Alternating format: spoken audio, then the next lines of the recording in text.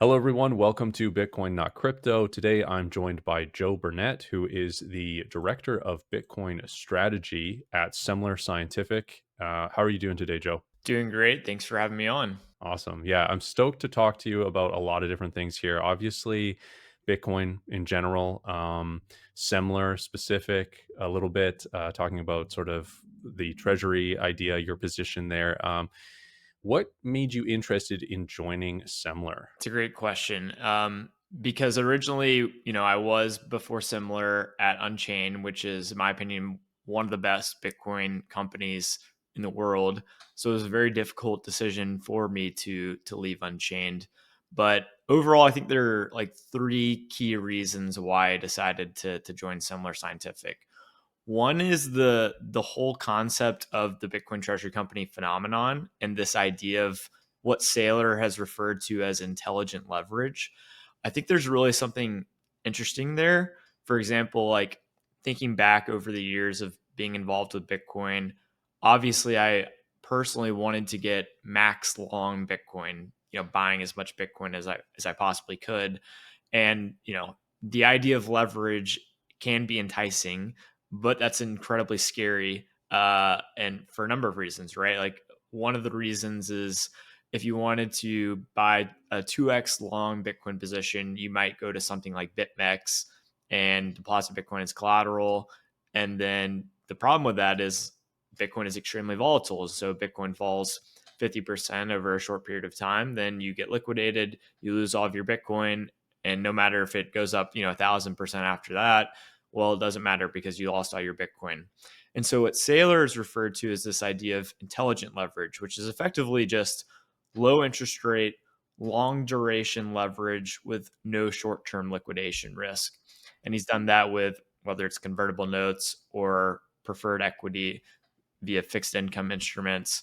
Um, and that's kind of like changed the game on my view of can you even really get leverage long Bitcoin in a in a good risk adjusted manner? Because like I said, you could do it in the past, but there were a lot of risk involved, and there still are. But with these, Bitcoin treasury companies, you could actually do it in a fairly interesting way. And Similar, has kind of followed the strategy playbook where they take on long duration, low interest rate leverage with no short term liquidation risk. So that's one. Like the whole concept of these Bitcoin treasury companies is very appealing to me.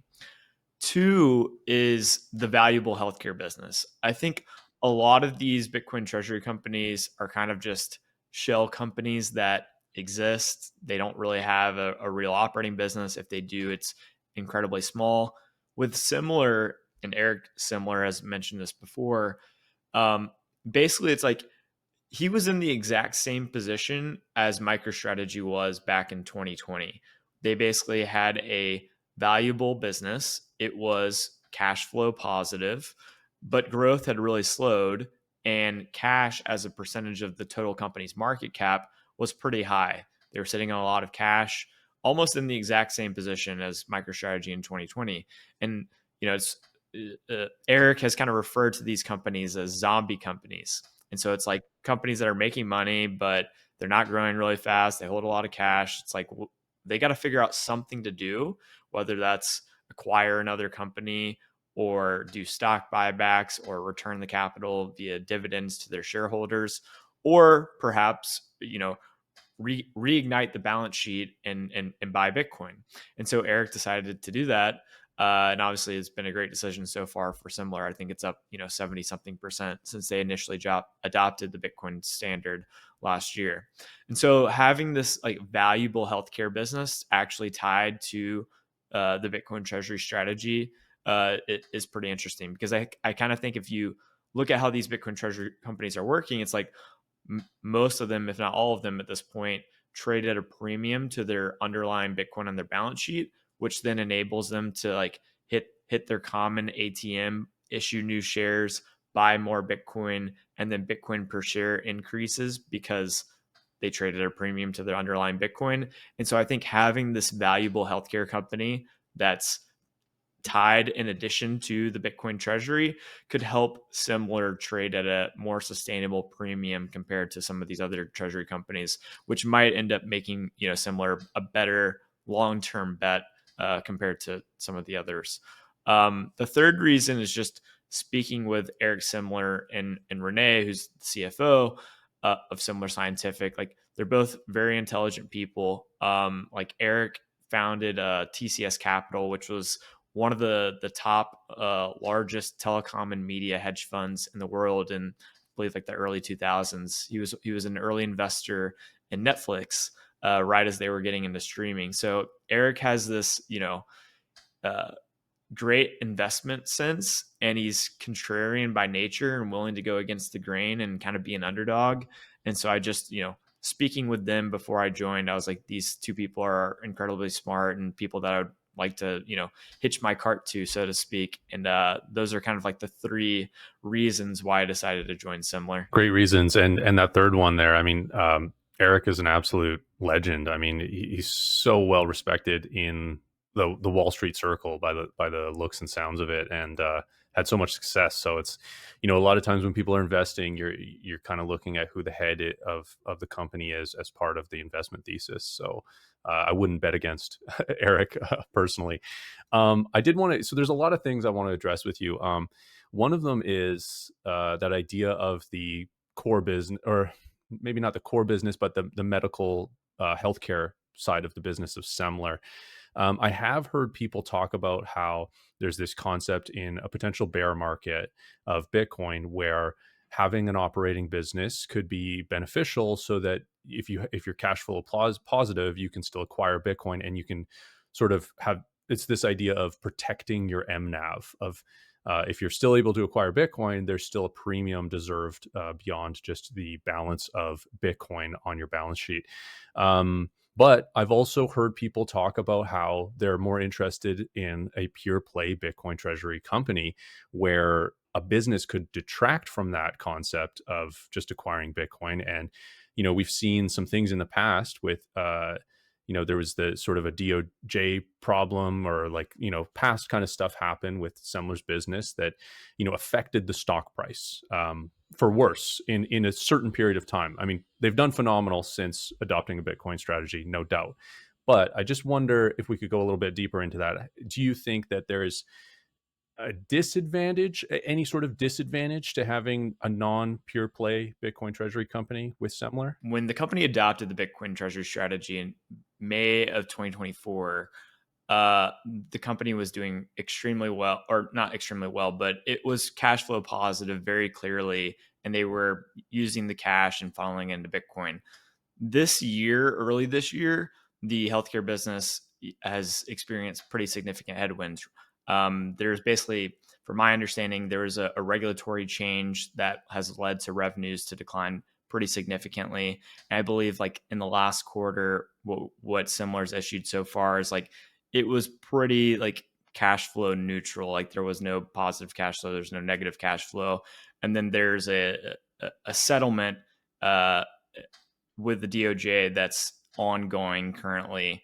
And I believe from what Eric has mentioned publicly on Twitter that there's an agreement in principle. It's just a matter of getting that over the finish line for Semler to be, fully settled with that. There's already like an amount that's been disclosed of what that might be.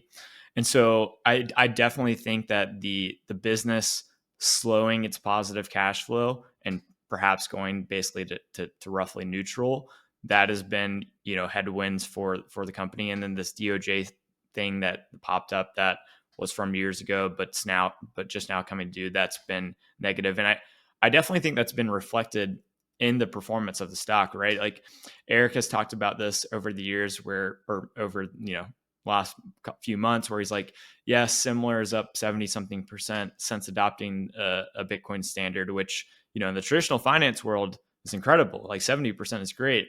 But in the Bitcoin world where you have Metaplanet doing incredibly well, Smarter Web Company, you name it, all the other Bitcoin Treasury companies that have just completely knocked it out of the park, maybe they've outperformed the 70%. And I think there's not, you can't really deny that that's the case. Obviously that has happened. But I also think that a lot of the headwinds and the issues seem to be behind Semler. Like it's kind of like at this point you have the DOJ basically almost over at this point. You have the healthcare business, basically at break even. Can't hopefully it wouldn't get much worse. Hopefully it returns to actually producing many many millions of dollars of free cash flow into the future that we can obviously use to buy more Bitcoin. And so it's like maybe we're like you know maybe that's coming to an end, but you never know for sure. So yeah, the whole idea of like, is it better to be a pure play Bitcoin Treasury company, or is it better to be a cash flow positive operating business paired with a Bitcoin Treasury company? I think you could look at it both ways, like right, like the Bitcoin Treasury side of things, siloed is interesting. If you apply intelligent leverage to that, then that's very interesting. And I think like trading at like a 1.9x mNAV premium is kind of a sign that the market wants this like pure play intelligent leverage. I think in a perfect world, if you had the pure play intelligent leverage plus an actual like very clearly profitable operating business, which is what Semler is obviously striving to be. Maybe last quarter it wasn't, but it was for most of 2024. Then I think that could be like the ideal scenario where it's like you get that intelligent leverage and you get very successful business. So it's a fine line to walk though, because maybe the market does just want intelligent leverage Bitcoin, and then maybe the market some days might be like, oh, actually I don't know, maybe I want this valuable operating business paired with it. So I think like the problems that Semler has had in the past like has hurt the company relative to some of the other Bitcoin Treasury companies, but I think if the company can get back on a solid footing and actually very clearly demonstrate to the market that it can demonstrate positive free cash flow, or at the very least isn't burning money, then that's going to be like really promising. And you might expect the mNAV to return if the market becomes more optimistic about that. But it's a very interesting question, and watching the Bitcoin Treasury space evolve over the last few months, and seeing companies trade at like incredible mNAV premiums. It's been quite fascinating. I believe even if you like look at Strategy's, core operating business at this point, which is basically like minuscule compared to the Bitcoin Treasury strategy, like their business is actually, I'm pretty sure, cash flow negative. So it's like at a certain point, the Bitcoin Treasury probably just becomes large enough to where like the underlying business doesn't matter if it loses like a few $1,000,000 per year. Maybe Semler is like approaching that, right? Like I think we started this year with like 1,000 or 2,000 Bitcoin. Now we're already at 4,800 and something Bitcoin. So the Bitcoin Treasury is getting larger, and like obviously as Semler buys more Bitcoin, it'll get larger. And then obviously over time, if you're bullish on Bitcoin long term, then the value of those existing Bitcoins gets larger relative to the existing business, perhaps, unless the existing business just starts absolutely crushing it and outperforms Bitcoin. And so I think probably the end game with some of these companies will just be their Bitcoin treasury becomes so large relative to their core operating business that the operating business kind of just becomes less relevant over time.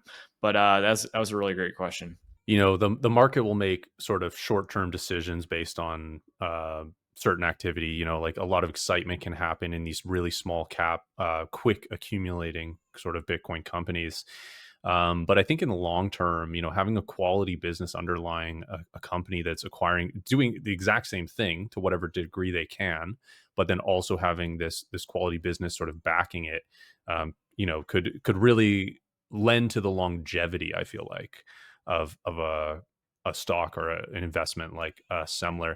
Now, we've mentioned mNAV a few times. I think it's probably like a lot of my audience will already understand what mNAV is, but maybe I can get you to explain what mNAV is.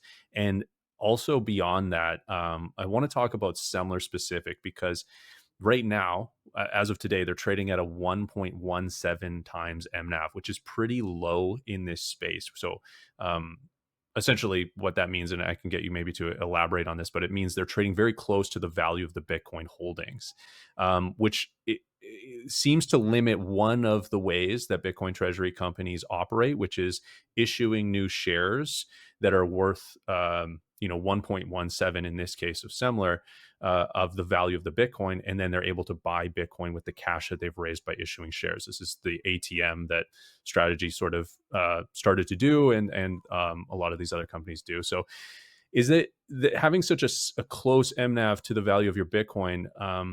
That obviously limits the ability of the ATM or the effectiveness of the ATM. How do you plan to solve that? How do you plan to up the mNAV? Is that something you guys are thinking about? And is that really important for your strategy going forward? Yeah, it's a great question. So yeah, you explained it pretty accurately, right? Like there's various ways I think people have like tried to calculate the quote unquote mNAV, but basically it's like the value of your company, uh, you know, per share, what it's trading in the market relative to the net asset value of the Bitcoin on the balance sheet. And it's interesting to even hypothesize why these companies trade at a premium. Right? Like you can say, and that's been, Jim Chanos has been the famous critic on Twitter, kind of talking about like it doesn't make any sense for these companies to trade at a premium to begin with, and it's an interesting like debate in of itself. One way that I've seen it framed recently is it's similar to how companies or investors might value like banks. Banks typically don't necessarily trade on like a price to earnings ratio or something along those lines. They mainly would trade on something like a price to book value ratio, which is more of like, okay, if you think about what a bank is, well, a bank has assets and liabilities like every other company. The assets on a bank's balance sheet are effectively loans that they've made. It's mortgages, it's commercial loans, it's other assets out there. And a bank's liabilities are customer deposits, right? Like it's money that they owe. And so in a way, like, you can almost think of a Bitcoin treasury company like a bank where it's like, okay, well, the asset is Bitcoin that Bitcoin treasury companies hold in their balance sheet. And the liabilities are the convertible debt that company has issued or preferred equity that a company has issued. And so it's like, okay, just like banks, they don't necessarily trade at 1x book value because banks can issue more loans or attract more deposits relatively quickly. Bitcoin treasury companies can kind of do the same thing where they can, you know, issue more preferred equity, issue more convertible notes, buy more Bitcoin. And, the very fact that they could potentially do that might encourage the stock to potentially trade at a premium. And when it trades at a premium, it becomes accretive to issue new common equity shares and buy more Bitcoin just like that. And so it's kind of an interesting way to think about, how you value these Bitcoin treasury companies. Um, Thinking about Semler's mNAV to begin with, yeah, like I mean the whole purpose of Semler, or one of the primary KPIs is the stock price, right? So just doing anything that the management team can to move the price higher and effectively create more long-term shareholder value is exactly what the team wants to do. Um, and so it's like, is the mNAV like a primary metric? I don't know if it's like the primary metric. Like I think the stock price is the primary metric, and kind of like one of the ways that I've thought about these Bitcoin treasury companies is, and you can kind of argue that they're interesting in all some scenarios where if a Bitcoin treasury company trades at above 1x mNAV, then you have this easy flywheel that exists where you just issue equity, buy more Bitcoin, and Bitcoin per share goes up. And like you said, it's like Semler is trading at a premium. It's just a smaller premium compared to some of the other treasury companies. Whereas on top of that, if a Bitcoin treasury company trades at 1x mNAV, well, that's still potentially interesting because now you get leveraged Bitcoin exposure, not at a premium. You don't have to overpay for that. And if Bitcoin simply goes up at a faster rate than their fixed income liabilities, which could be the convertible notes or the preferred equity, then it would be very reasonable to expect the stock price to outperform Bitcoin over that time period, which, is interesting because many people want to outperform Bitcoin. And then the other scenario is like, okay, well, what if it trades at a discount to the underlying Bitcoin? So the mNAV is below one. Well, in that case, it's like, which actually happened to MicroStrategy back in 2022. That's still potentially interesting if you're like a value investor, where you're like, okay, now I'm effectively buying Bitcoin and leverage Bitcoin at a discount. Maybe the market is just worried about leverage Bitcoin at the moment because perhaps Bitcoin has fallen 50% or more like it did in 2022. And so that's a potentially pretty compelling community, uh, an opportunity where it's like, okay, well, if Bitcoin back in 2022 was trading at $30,000, MicroStrategy may have been at like zero point 0.5 mNAV. Okay, well, you can effectively buy $15,000 Bitcoin with a little degree of leverage. And, if the market returns like it did, then you could potentially severely outperform the underlying Bitcoin, even just as it returns to a 1x mNAV, or as it, or as Bitcoin outperforms the fixed income instruments or the liabilities on the company's balance sheet. And so it's like, in all scenarios, if you have a long enough time horizon and the company simply survives and Bitcoin continues to perform as it has performed in the past, or it simply just outperforms the fixed income liabilities on these companies' balance sheet, then it's reasonable for these companies to outperform Bitcoin on a long enough time horizon, which is very interesting to me. And so, yeah, I think like in Semler's position, it's like, yes, it's still accretive to hit the common equity ATM and buy more Bitcoin. Would it be great if it was higher? Yes. Are we thinking about ways to like increase shareholder value and illustrate to the market that like, hey, this is potentially an interesting opportunity? Yeah, definitely.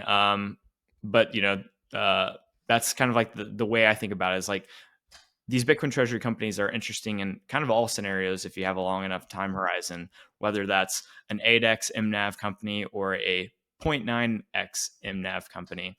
And there's also pros and cons to both, right? Where it's like, if you buy a Bitcoin treasury company at 8x mNAV, well, Bitcoin per share is going to have to grow 8x over the time that you need it, if you ever expect it to return back to 1x mNAV. And so it's like, there's definitely a lot of risk buying a massively uh, a Bitcoin treasury company with a massive premium.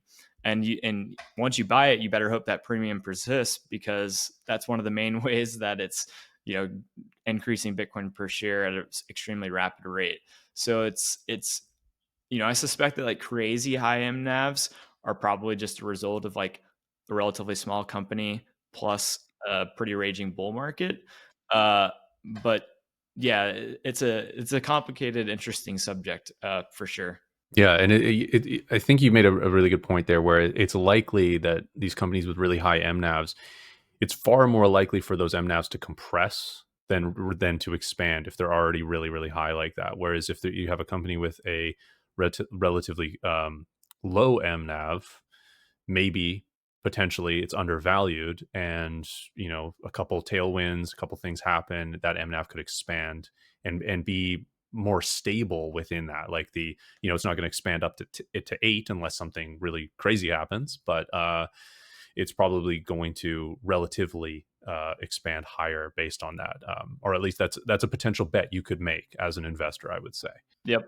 And like, kind of like I mentioned, it's like, even if these companies are trading at 1x mNAV over time, if they maintain their leverage ratio and it just sticks at 1x mNAV, they would outperform Bitcoin if you expect Bitcoin to outperform their fixed income liabilities. And so, yeah, I mean, I completely agree. And then on top of that, like, if for whatever reason the market gets really excited and they're like, this thing is completely mispriced, it actually, is trading at 2x mNAV or 3x mNAV, and then the Bitcoin treasury company of your choice starts churning the common equity ATM and generating a lot of Bitcoin per share like really fast, then yeah, it's obviously going to be great for whoever got in at that point.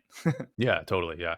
So a couple things you mentioned there are the fixed income liabilities, and you've also mentioned preferreds, which is something that Strategy has done really well with their Strike, Stride, and Strife offerings. Incredibly interesting products in my mind. Does can you? I don't know if you can talk about this, but does Semler have any sort of future prospects of creating a preferred? Do you think that there's market interest in something like that with the size that you guys are?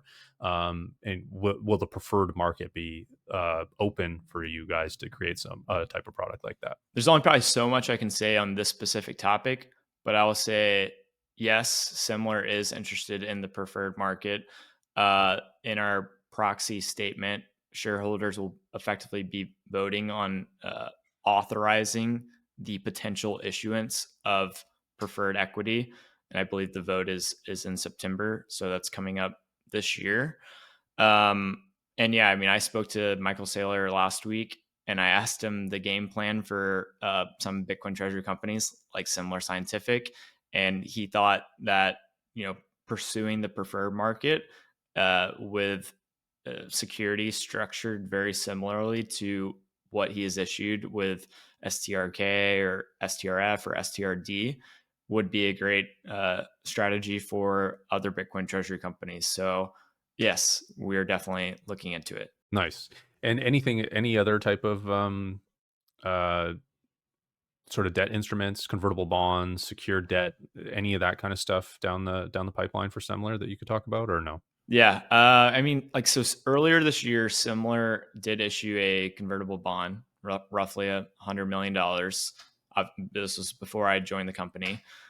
Perhaps you know if we get approached with like expanding that or expanding the duration or lowering the interest rate, maybe that will be something that's considered.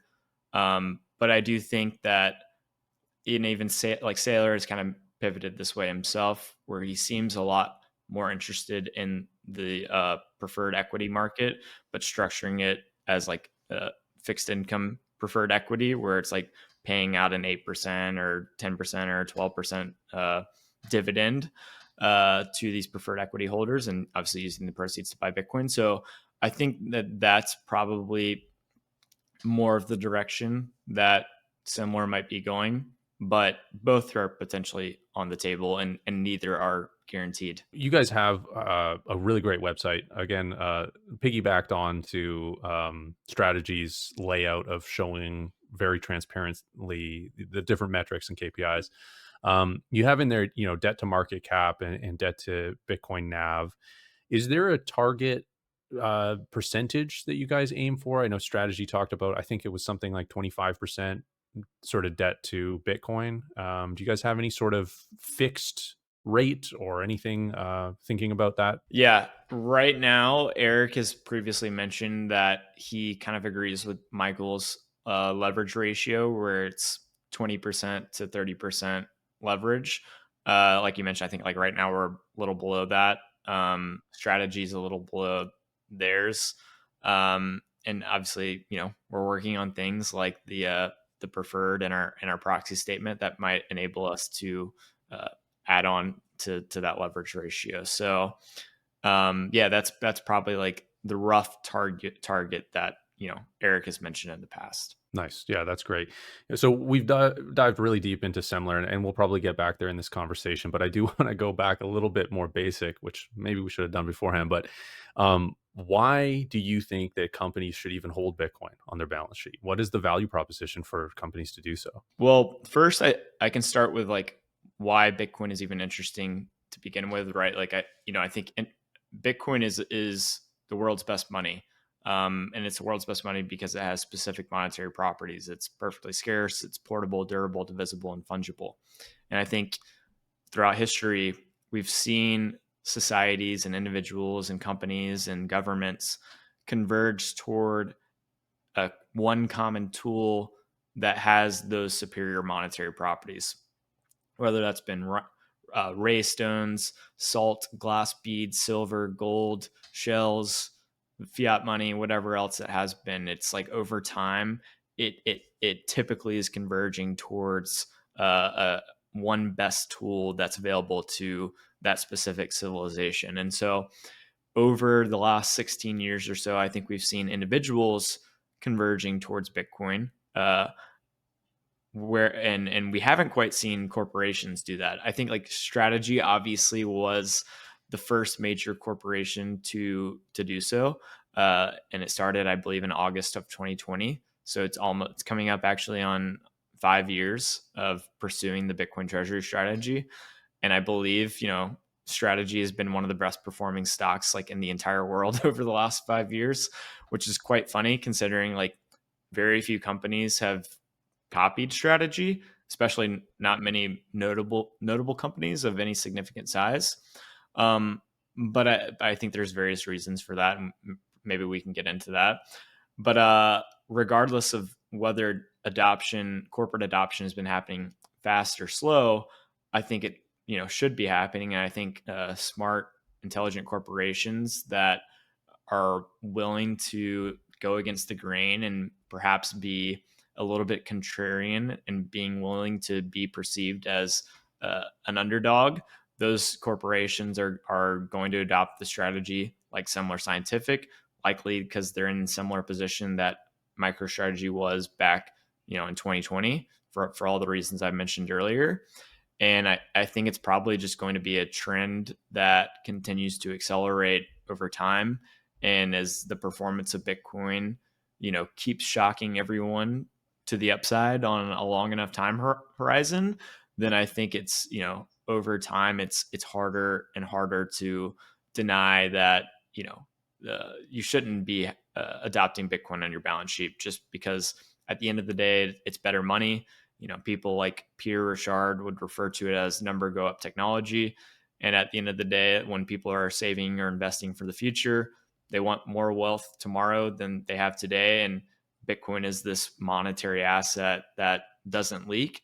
And historically, it's done a pretty good job of not leaking. And the number has gone up quite significantly. Yeah, and we've seen a lot of companies. I think I just saw on bitcointreasuries.net 28 new public companies in the last 30 days. So almost one a day, which is insane, right? And this is worldwide. But, as you said, this is almost 5 years ago that Strategy adopted this. And they've been, they've had their ups and downs throughout that, but in crazy performance overall. And it should have been, in my mind, it should have been a big wake up call probably a lot earlier.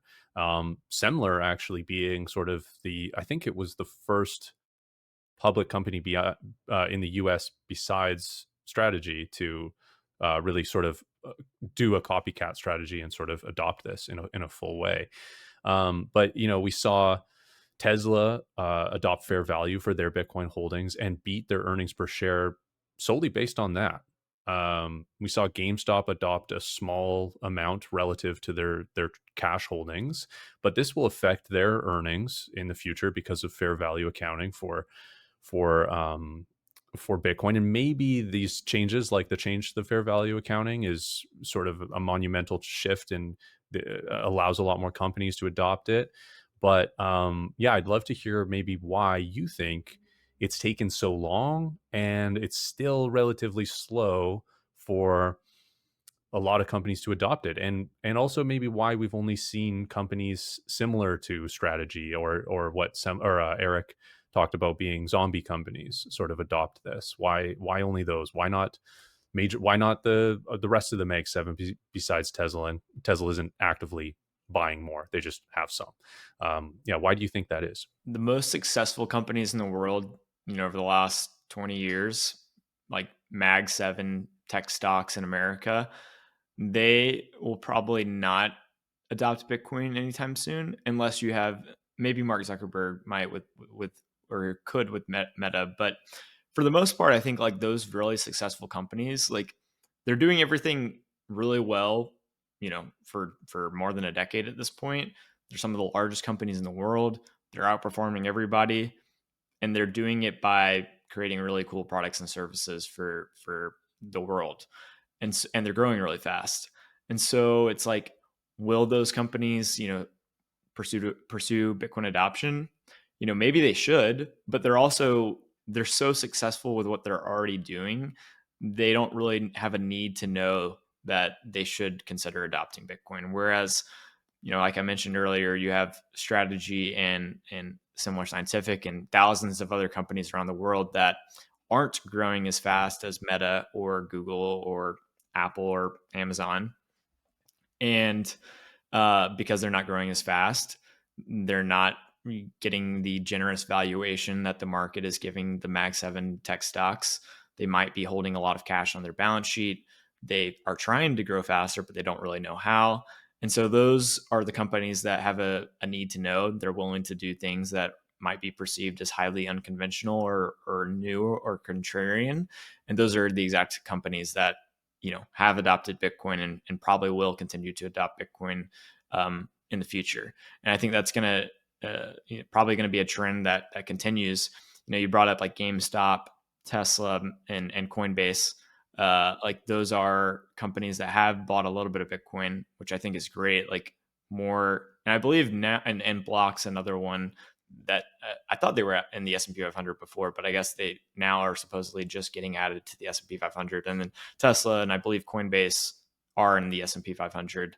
Um, and it's cool that they are adding Bitcoin to their balance sheet. Maybe not on a Bitcoin standard per se, or they're not one of their primary KPIs is not increasing Bitcoin per share over time quite yet, maybe. But it's cool that they are holding Bitcoin on their balance sheet, and I think that if they do that and they do it for an extended period of time, they will have their stock price might outperform their peers if their peers have relatively similar business.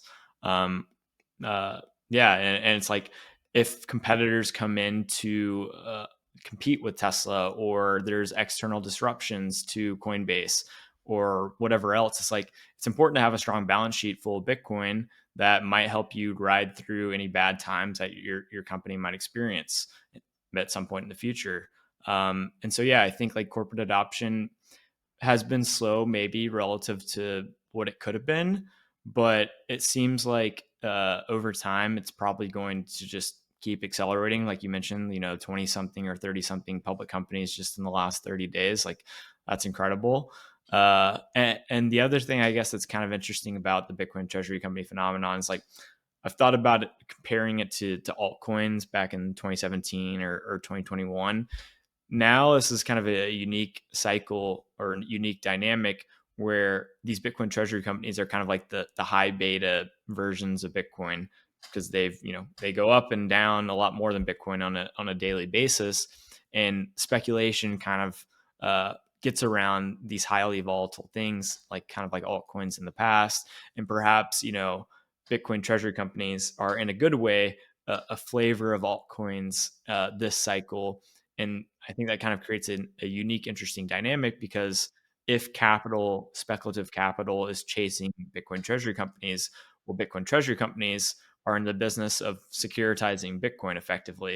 And it's like capital chasing these other speculative instruments ends up feeding back into Bitcoin and bidding the price of Bitcoin higher. And so, as long as these companies continue trading at a premium, there might be like some sort of underlying bid for Bitcoin, because these Bitcoin treasury companies are in the business of raising money and buying Bitcoin. So it's kind of an interesting dynamic that's occurring. But yeah, I think corporate adoption has maybe been slower than some people might expect, but I think it's hard to deny that it's happening at this point, and probably will continue happening. Yeah. Oh, definitely. Yeah, for sure. And it just seems weird to me. I'm in an echo chamber here. In Bitcoin Twitter, and making Bitcoin content, and so bullish on it. But then I see these companies that, yeah, they might have some sort of technological moat or services moat with their, like Google and Apple. They have sort of walled gardens, all these types of things. Nvidia has their infrastructure that is hard to compete against. All this stuff, right? But to me, it's like it, it's so obvious that sort of the companies that adopt a Bitcoin, it just gives them more leverage in the future, in the form of a capital asset that grows in purchasing power, and so they can outcompete their peers. So it just seems to me like these Bitcoin companies will eventually start nipping at the heels of other companies in their sector, or beyond, and these massive companies just think, oh well, we don't need it, so we're doing fine without it. But it's like you could even do better with it. It just seems kind of crazy. Yeah. I did want to, yeah. So you mentioned there, that corporate adoption is happening a lot more, and I totally agree. And I'm curious to hear your perspective about the effect that the corporate buying has. A lot of people have this idea that we're having sort of lower volatility because the institutions are kind of coming in and they're algorithmically or they're strategically buying when there is a little bit of dips, and we have seen massive accumulation from these corporate adoption or corporate Bitcoin treasury companies. How much are they, in your opinion, how much are they affecting the market? Are they the bid that is keeping the massive corrections that we've seen in past cycles from happening? And in the future, will we see a massive dip like we've had, a bear market, a crypto or Bitcoin winter? Or will the corporate treasuries save us from this to some respect? What do you think on that? One, I guess, like, is there an underlying bid that's kind of limiting the downside volatility in Bitcoin? There might be. I think I've seen stats or just like the historical drawdowns since the Bitcoin ETFs have came out, and it seems like there has been a significant reduction in the drawdowns that we would see that before the ETFs. We were seeing pretty significant drawdowns. And I think it was April of this year when we had the entire tariff situation where the Nasdaq fell either 20 or 30% or something like that in a relatively short period of time, and Bitcoin pretty much matched the Nasdaq and fell 20 or 30% instead of falling 2x or 1.5x what Nasdaq did. And so I think that was a pretty promising example of maybe Bitcoin's resiliency. Uh, Now that there is more, institutions, buying Bitcoin, or treasury companies also buying Bitcoin, I think like now it's Semler Scientific. I've done two public announcements. The first one I think we did was a $20 million Bitcoin acquisition, and then the next one was a $25 million Bitcoin acquisition, which was a pretty cool experience to like see watching like the trader smash the buy button and then looking at the how we average into Bitcoin over a short period of time with millions of dollars. And it's like, is there an underlying bid on Bitcoin? And I was like, I mean, maybe now that I see people buying millions of dollars over a relatively short period of time, and we're one of many Bitcoin treasury companies. And then putting that into perspective compared to strategy, like strategy just comes out and says we bought I think it was like 6,000 Bitcoin recently, the last I saw, in like a week. It's like it's just hard to fathom like how much buy pressure there is on the market out there. It might be underestimated. And it might be exactly what's playing a role in the lack of downside volatility that Bitcoin has seen compared to past cycles. Um, will we see another large bear market? I don't know. I mean, it's funny because I believe in 2021 someone asked Michael Saylor this, and he said no, and then 2022 happened and Bitcoin fell like 80 something percent. Um, and so I think he was wrong there. Then yesterday or last week, I asked him the same thing. I was like, "Do you think that Bitcoin will experience another bear market?" And he said no again. And so, I mean, I hope he's right. That would be awesome. And so far he might have been right for this cycle. But it's hard to tell what exactly will happen. I think last cycle I thought that we wouldn't necessarily see an 80% drawdown, and that proved to be wrong. So far this cycle, I've been saying that we definitely could see one again, but maybe we won't. It's obviously it's extremely difficult to tell. The other thing that I think is probably the case with a lot of these Bitcoin cycles, especially like 2013 and 2017, is the drawdown may have been partially caused by just how much it went up to begin with, right? Like it's if Bitcoin started 2016 at $200 per Bitcoin and peaked at $20,000, and then later fell back to $3,000, it's like, well, from 200 to 3,000 of the low of the next cycle, like that in of itself was a crazy return. And so, you look, did it crash from 20,000? Yes, but it's up so much from like just a couple years before that, that, was it really like Bitcoin didn't break or anything? The monetary policy remained the same. Like you could still run a node, you could still hold your own private keys, you could still, Bitcoin worked perfectly. It might have just gone down a lot because it went up so much to begin with. And, that's kind of been the story of Bitcoin. And so, if Bitcoin goes to $1 million over the next 12 to 18 months, then yeah, like we could have a pretty serious drawdown.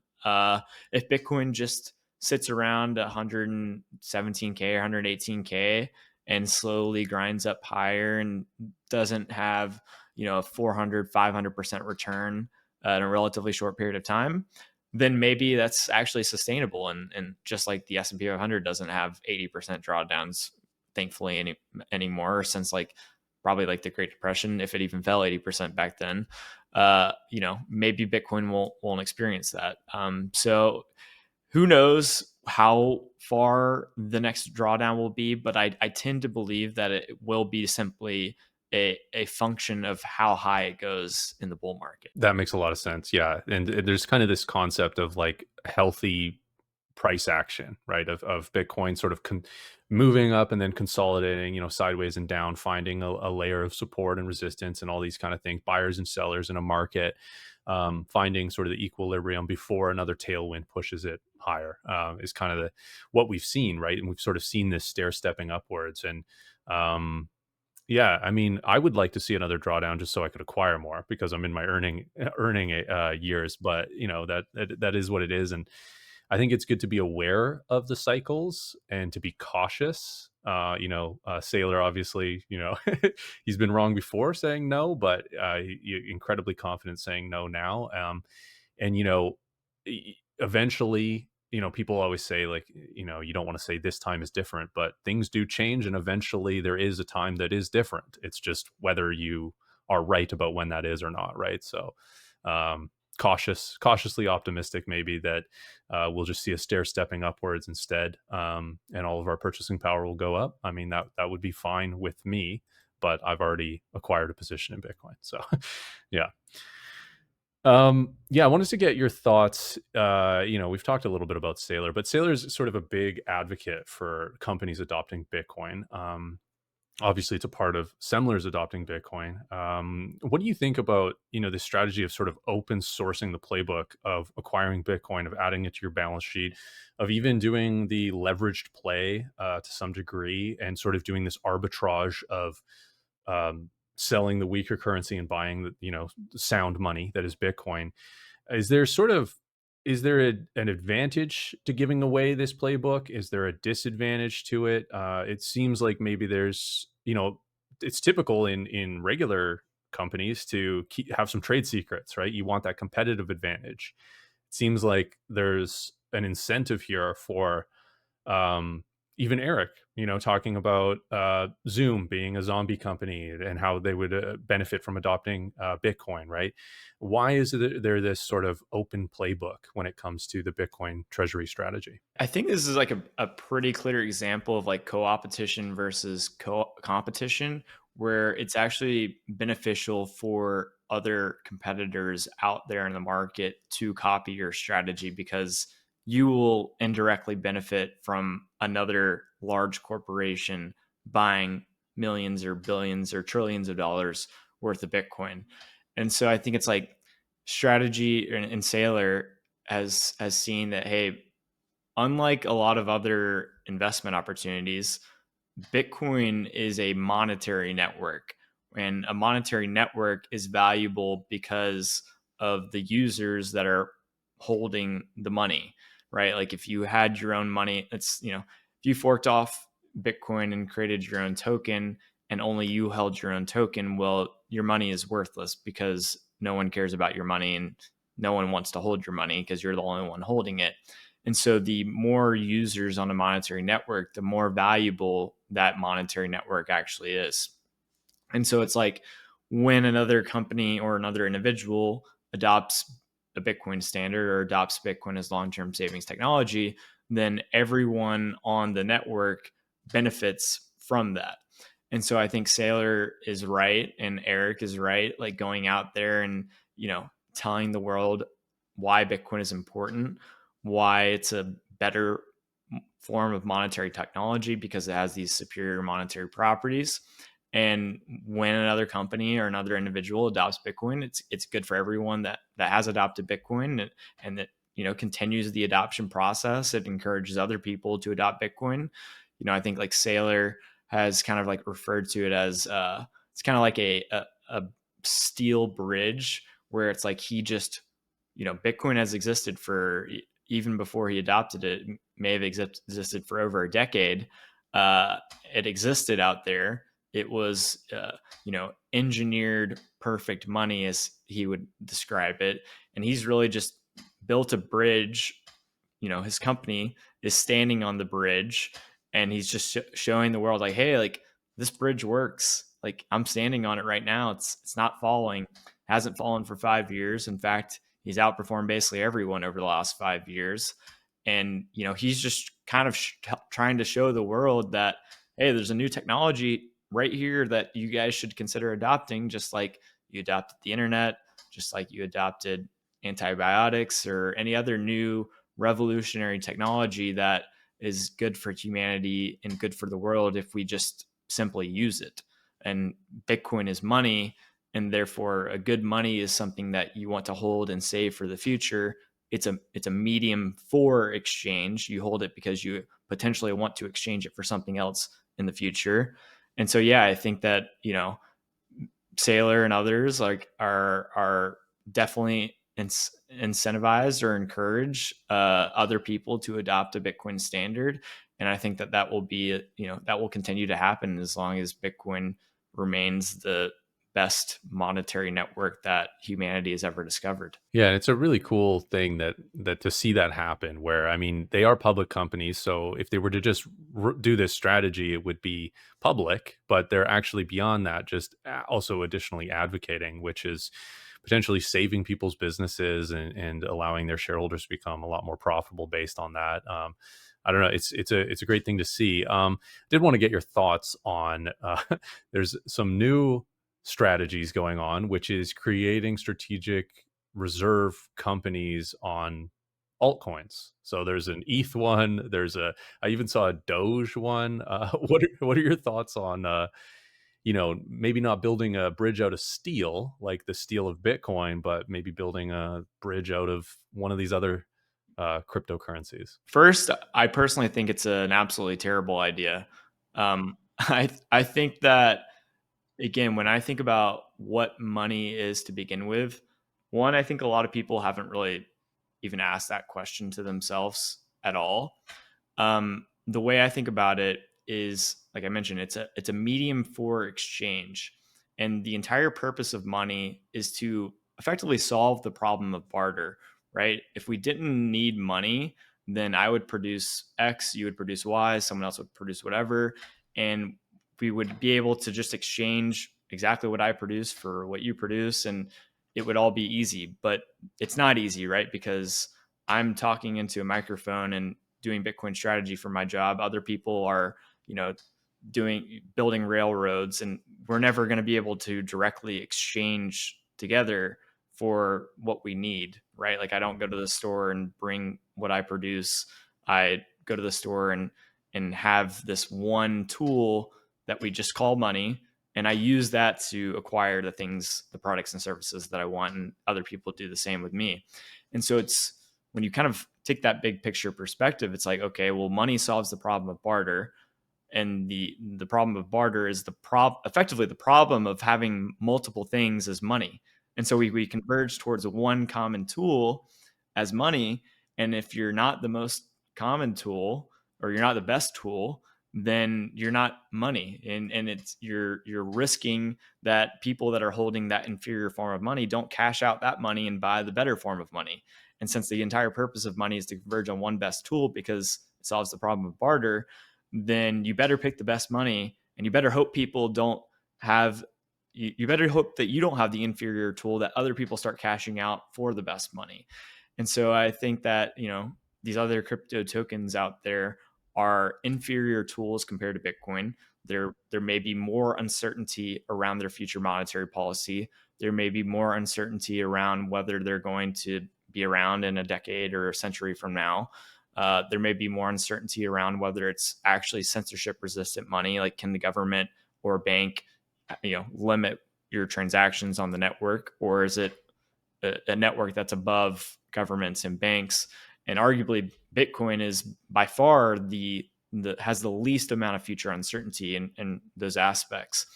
And so it's like Dogecoin or Ethereum or any NFT or whatever else other token that you want. If they have inferior monetary properties compared to Bitcoin, maybe they're going up in dollar terms, right? Like, you have to remember our money is being debased and people are forced to chase yield and speculatively invest in so many other things just to preserve their purchasing power. And in addition to that, general public is kind of like confused as to what's happening with the space. They kind of lump things into Bitcoin. A lot of these tokens trade on the same platforms as Bitcoin. And so when Bitcoin goes up, they confuse these other altcoins being similar to Bitcoin. Some capital gets allocated. In that case, maybe the altcoins do well in dollar terms. But over the long run, in Bitcoin terms, most of these altcoins, maybe they have one good cycle, and then after that, they kind of go straight down and trend toward zero Bitcoin. And I think that's kind of like the inevitable outcome of almost of every altcoin. And again, maybe they can go up in dollar terms, and that does confuse people. But it's kind of a pointless game to be playing. And at the end of the day, it's kind of just a casino where maybe the odds are somewhat in your favor if you measure in dollar terms, but if you measure in Bitcoin terms, then there's clearly, as Michael Saylor says, there's no second best. Yeah. Yeah, and that's what I encourage people to do is look at these tokens, price ETH on your favorite charting platform in Bitcoin. You'll see that this massive run up that ETH has recently just had is just a blip priced in Bitcoin. And if we look at the companies adopting those, right, the same thing is going to happen comparatively. Like, if we priced like the ETH incorporation company priced against a Bitcoin treasury company, right? Like, over time, I imagine the same thing's going to happen, right? Because they're just a Bitcoin treasury company is converging, like you said, on a better form of money. And the problem of barter and the problem of not having sound money is such a bigger problem than the vast majority of people realize. We're just kind of born into, like, I'm a Canadian, I just used Canadian dollars my whole life and I didn't really think twice about it. Yeah, if things are getting more expensive, I don't know why, until I learned about Bitcoin, right? And that's the case for most people. Most people don't think twice about it. So but it's a massive problem. I completely agree. And it's like, if you think about it also from a big picture perspective, the dollar and every other fiat currency around the world doesn't work. So because of that, we chase yield in real estate, equities, fixed income, you name it, whatever, art, whatever else. That creates this embedded monetary premium in these asset classes. Various people have tried to estimate what that might be. It's likely hundreds of trillions of dollars. That's the market for money. Everyone's trying to, store wealth, store money in other things. We created an incredible form of money that you can't be debased. It's potentially 500 trillion dollar opportunity. The largest company in the world today is Nvidia.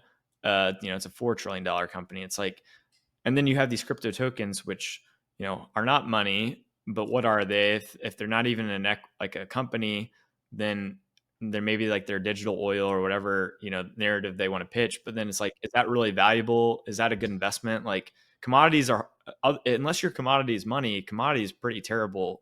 It's a pretty terrible investment.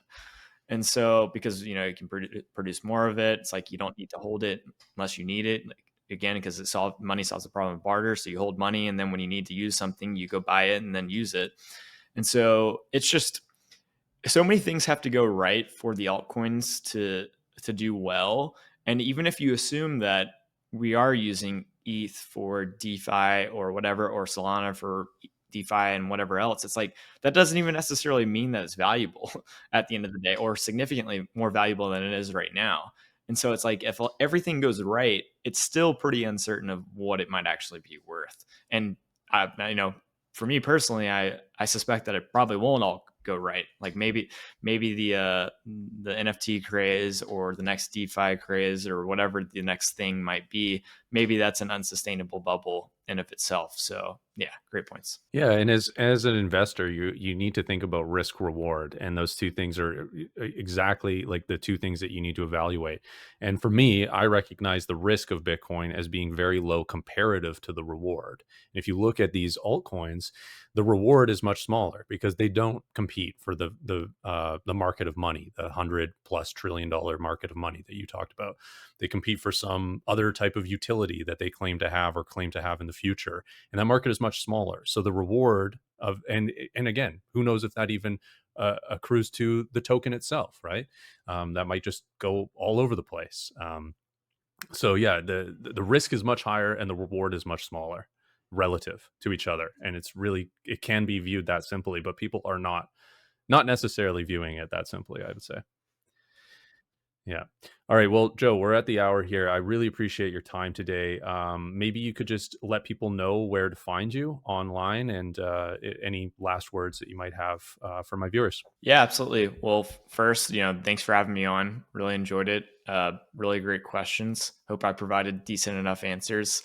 But yeah, you guys can follow me on Twitter or YouTube. I'm at III Capital on Twitter, and then I'm at Joe Burnett on YouTube. Probably search Joe Burnett Bitcoin, and it should go up. And yeah, if you want to learn more about Semler Scientific, we have a pretty cool dashboard at ir.semlerscientific.com. Definitely go check that out if you want to learn more about Semler Scientific. But yeah, that's it. Thanks for having me on.